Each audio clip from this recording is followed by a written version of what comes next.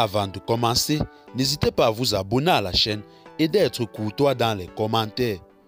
Du côté du Mali, le dimanche 10 juillet 2022, 49 soldats de nationalité ivoirienne sont arrivés dans la capitale malienne à bord d'un vol spécial.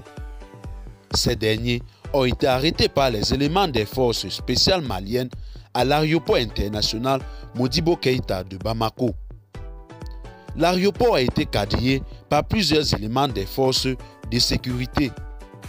Aussitôt, après, une enquête a été ouverte par les autorités militaires maliennes pour déterminer les raisons de leur présence sur le sol malien. Pour rappel, ces soldats ne disposaient pas de mise en route selon les autorités.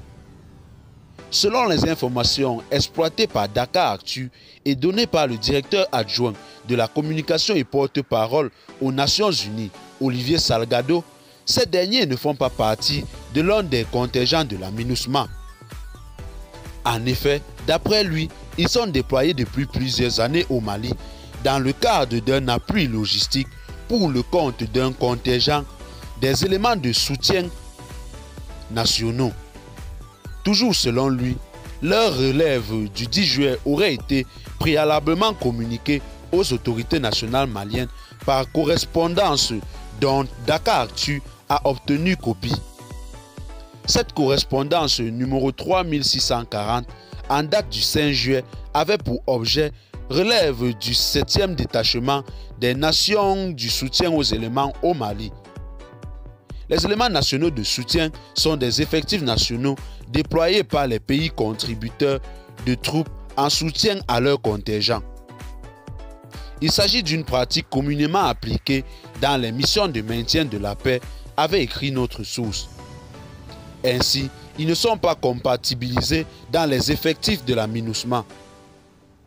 Selon le directeur adjoint des Nations Unies, Olivier Salgado, les relèves des contingents de la MINUSMA sont planifiées et s'effectuent en accord avec les autorités maliennes.